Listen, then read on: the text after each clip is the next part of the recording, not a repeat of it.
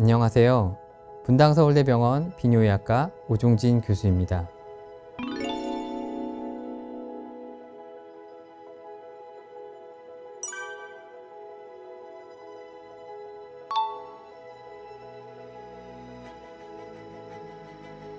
방광암은 방광에 생기는 악성 종양을 말합니다.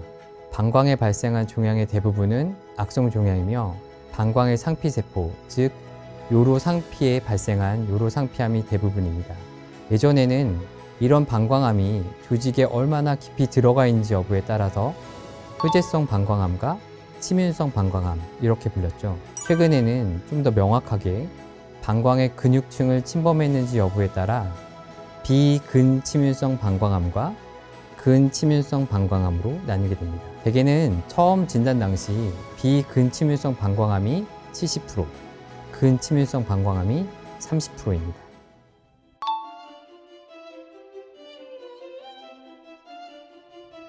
방광암의 가장 특징적인 증상은 혈뇨입니다.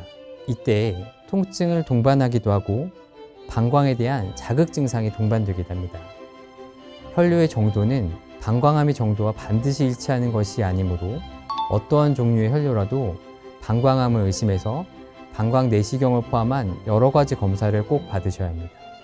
일부 방광암은 혈뇨가 매우 미약할 수 있으며 주로 방광의 조직 안쪽으로 침투해 들어가는 경우이거나 상피 내암의 경우에는 혈뇨가 거의 없거나 혹은 뒤늦게 나타나는 경우도 있기 때문에 방광의 염증 증상이 잘 낫지 않는다거나 소변 볼 때 자극되는 증상이 오래된다면 가까운 비뇨의학과에서 진료받길 추천드립니다.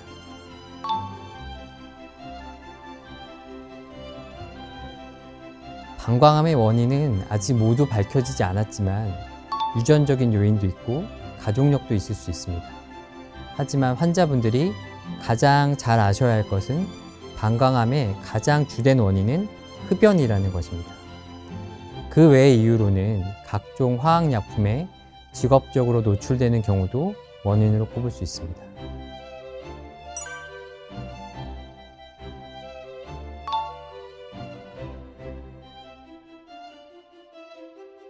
네, 맞습니다. 방광암은 남성에서 월등하게 높게 발견이 됩니다. 방광암은 우리나라 비뇨기계 암 중에 전립선암, 신장암에 이어 세 번째로 많은 종양이고 2021년 12월 30일 암 등록 통계에 따르면 남성암에서 9위를 차지하고 있습니다. 남성에서 방광암의 빈도가 높게 발생되는 이유는 다른 여러 가지 원인도 있을 수 있겠지만 현재로서는 흡연의 영향이 있습니다.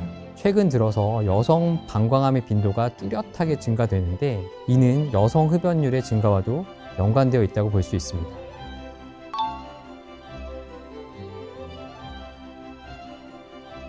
결론부터 말씀드리면 건강검진에서 혈뇨가 나왔다고 해서 너무 걱정하실 필요는 없습니다.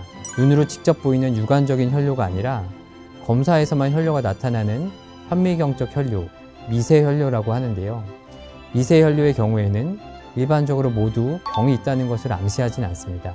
특히 여성분들의 경우에는 질병이 없는 상태에서도 미세혈뇨가 발생할 수 있습니다. 물론 확실한 조치를 받기 위해서는 정밀 검사를 받아보시는 것이 좋겠지만 유관적 혈뇨가 없이 미세혈뇨만 있는 경우에는 병이 없거나 경한 경우가 대부분이니 걱정하지 않으셔도 됩니다. 다만 남성의 경우에는 꼭 검사를 받아보셔야 합니다. 원인으로는 염증, 결석, 종양 등의 질환이나 신장염 같은 내과적 질환들이 있을 수 있습니다.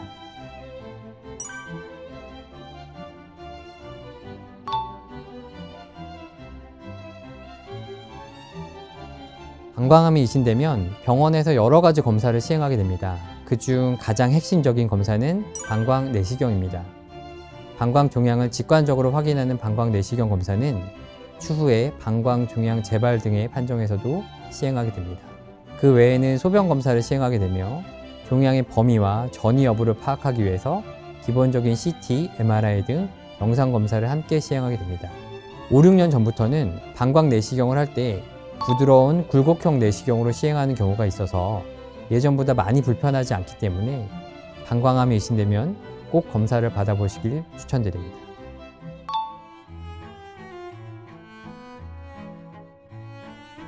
환자분마다 차이가 있을 수 있겠지만 첫 번째로 받아야 될 치료는 내시경으로 종양을 제거하는 수술입니다. 정확한 명칭은 경요도적 방광종양 절제술입니다. 보통 30분 이내로 진행되는 수술이며 빨리 끝나는 수술은 5분 이내로도 가능하고 육안으로 보이는 종양을 모두 절제하게 됩니다. 또한 퇴원은 보통 하루나 이틀 이내에 가능합니다. 이후 조직 검사가 나오는 5, 6일이 지나면 최종 진단을 받을 수 있습니다. 이때 종양이 근육층에 침범되어 있는지, 기질층에 침범되어 있는지 등의 여부에 따라서 향후 치료가 결정이 됩니다.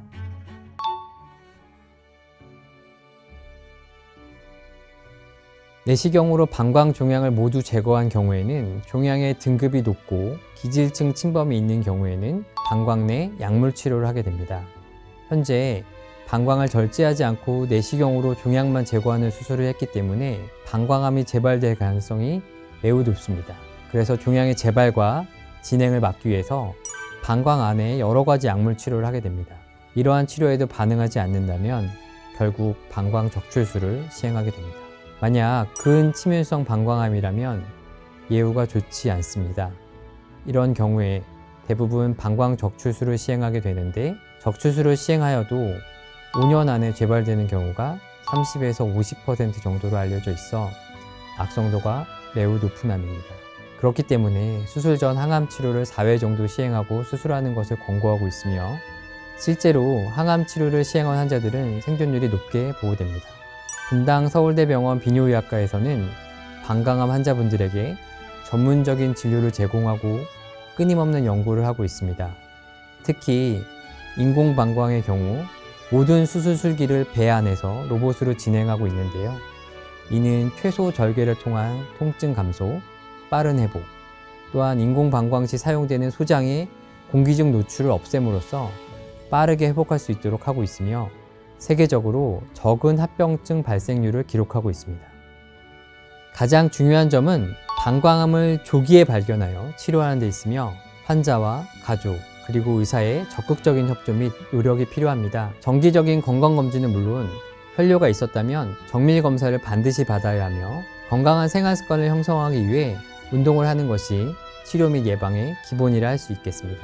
오늘의 영상이 도움이 되셨다면 구독과 좋아요 눌러주세요.